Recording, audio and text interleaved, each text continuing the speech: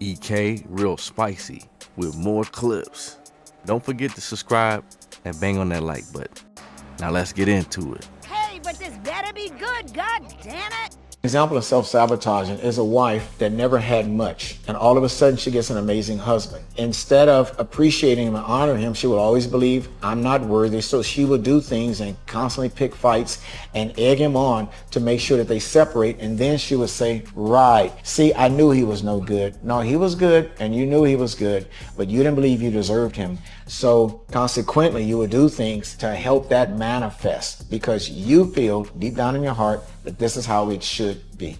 I want us as women to stop using, you can't keep a man as an insult. It's not an insult. What the fuck is a man to keep? Yo, she came out hot, like a diss track, like Drake and Kendrick, Jay-Z and 50. I'm about $1. What the is 50 Cent? Trust and believe that flame is on deck. She don't give a damn about a man. But this is how many women like to downplay a man's value, but still can't understand why they single. A good man can see that a mile away. Women that make better choices than men have a more balanced view of what type of good value men bring to the table. A protector, a provider, somebody who can lead you, guide you, direct you, somebody who can spiritually cover you, somebody who you can rely on, somebody who can console you, somebody who can direct your chaos as a woman because women are very chaotic, somebody who can show you yourself and help you become the best version of yourself by showing you the inner workings of you that you need to work on. And you see, the insult is not about keeping the man. The insult is mainly about the fact that all of the work that you would have to do to be able to maintain a healthy relationship, the inner works that you have to do, the stuff that you can't lie about and trick yourself about, the stuff that your homegirls can't talk you out of. You see, all of those things of what it would require to actually maintain a relationship, that's really what the diss is. A man and all of his greatness is a piece of it, but the diss is really about you. That's what it's about. Yeah, I don't think Rivah missed like that. You know what I'm saying? She be on it. And I tend to like her commentary, that's for sure. But yeah, many women would have you believe men are useless and they don't need men. Men are beneath them. So there's nothing really new here. What would be new is them taking responsibility and accountability for the men in their lives that they chose. And pays all the bills and does all of that. So here's a question for you. Yeah. What if he said, I don't want you doing no more podcasts. I don't want you posting anything on Instagram, and I want you to delete your Instagram. Would you do it? I've done it, but not deleted my Instagram, but I've been inactive on the page when we were having rifts. Rifts. Mm-hmm. Okay. Issues in our relationship. He's had my password. He's had my location, my code. Okay, so you're fine with getting rid of all of your social media to keep your man? If we were married, but not my boyfriend, and he understands that. Oh. It was at this moment that she knew. She f***ed up. You like it, then you need to put. Okay, so you would only get rid of. So here's the thing, right? So here's where the logic fell is because you have to apply as much to. As he does for me. I'm not a bum, so let's also understand that. Because anytime I need to step up, I'm there too. So that's why we have that understanding. I got it. I'm not saying that. I see you on podcasts. I know you're doing your thing. Yeah. I'm not trying to, call you any names. No, I'm just. But here's where the logic fell is, right? Because we all spoke about it. So men, when they want sex, they have to put their best foot forward and to apply to that woman's job, show her a good experience, raise her up. One, they have to meet even a standard, even to get the woman's attention. Now, you've been having sex with this man. You gave him a kid, which is very good. Respect to both of y'all. Y'all got kids. This is a good thing. No one's trying to crap on it, right? But all I'm saying is, now, there's a reason for him not giving you a ring. I've been proposed to. And you said no to it? Haven't you seen? Have I not been proposed to? Girl, he sent me the ring to approve it. Thank you. So again, there's levels to women. No, this is real good. So he proposed to you. Yes, and you said you no. You want to have a quick answer. You want to have a quick answer. No, but you said no to the proposal. Podcast goes. No, it's totally fine. Did you say no to the proposal? Because of yes, I did actually. Okay, the fact that you said no to the proposal, that wasn't your first option. He's not your first option. That's a fact. Again, I have my best friend here. If you truly love this man, you would have said yes. No, any woman that loves a man would say yes to that relationship. You are probably accustomed to a certain level. I'm trying to tell you something. Chat knows. A man has to work for a woman just as well. No. Man, fellas, let me know how you would deal with a woman who rejected your proposal. Would you stay with her? Put it on ice and come on back to it, and come back to it later on? How would that change your relationship dynamic moving forward if you decided to stay? Or would you take that as a hint and get up out of there? Hit me in the comments.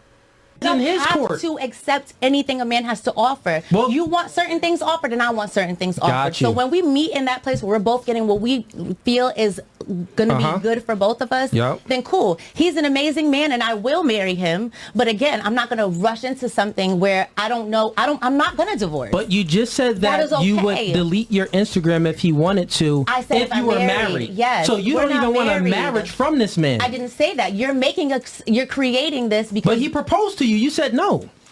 You got it. You got it, babe. What? It's okay. You proposed to you. You said no. That means that you're not getting. You're right. He's not your first option. You have better choices. Then you're right. And then somewhere deep down inside, you probably know you could do better. If that's what you feel, then you're right. I mean, if any girl says no after a man gets on one knee and proposes to you, if a woman say no, come on, bro. She don't really love you like that. That's the logical answer. Okay. You know what? I can't even change your mind, and I don't want to change your mind. I would say that the fact that he proposed to you and you said no, he's an insecure man for staying with you. Because any man, if you propose to a woman, you get down on one knee when you know the courts don't benefit you, when he's making more money than you, which you concluded to. So therefore, he would have the burden. He would have the burden. That is your assumption. He would have more of a financial burden on him by committing to you. Okay. And he still did that and you said no. That means that he's an insecure man. I'm not saying that. This is your podcast, but what you're not going to do is be disrespectful. I'm not disrespecting. I'm not going to bow down to any man but my man. So at the end of the day, yes,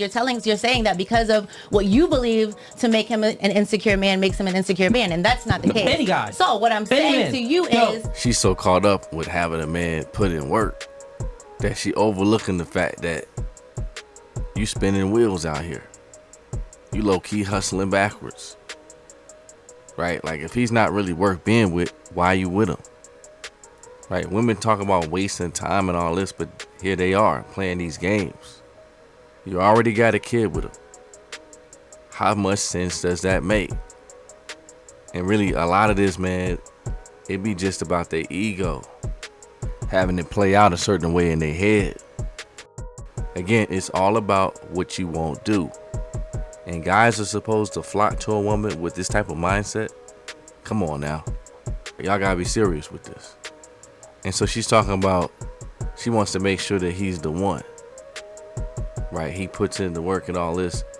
But it's now that you want to make sure you're compatible for commitment after you had a kid with him?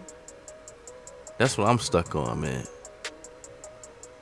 Like, that's more life than like a piece of paper. When you have a kid with them, that's definitely for life. At least it should be if you're a parent, right? A piece of paper don't keep you together. So the criteria should be with more higher for that.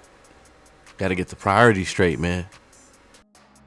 Keep this in mind when you hear so many baby mothers complaining about the baby father not being there. It's another example of self-sabotage. And again, she probably just thinks that she can do better anyway and just holding out for that. Get with these ain't shit men who they don't really believe in, but give them a kid. Like, that's wild. That's wild. And then you expect a guy who you should have been with all along step up and be stepdaddy. Which, like I said, I appreciate a lot of stepfathers. You definitely need it, especially in a lot of broken homes. That's a whole nother conversation. But I'm just talking about the deal that men get when they're coming in, taking care of another man's seed. And women just don't understand this. They downplay it time and time again. You know, but my opinion on if the guy stays or not, man, for me, you shouldn't have to be really told twice. You know what I mean? If somebody tells you who they are, they don't really want to be with you, they're making you jump through hoops, it's probably best that you move forward. That's just me. It's way too many out here to put all your eggs in that basket that got holes in it. Thank you, baby. Thank you, baby. You're welcome. Options. I ain't know if you want chicken or lamb, so I did both. Here you go, baby. Thank you, baby. Thank you, baby. I don't get to know here you go, baby, for the second place.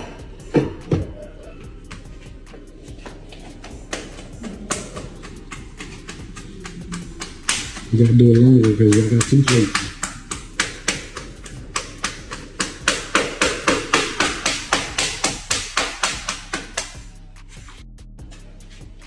Thank you, baby. Thank you, baby. Yo, bruh, you win it. You win it. Sometimes you gotta show the winner circle too. Gotta show what it look like when you choose the right ones. You know?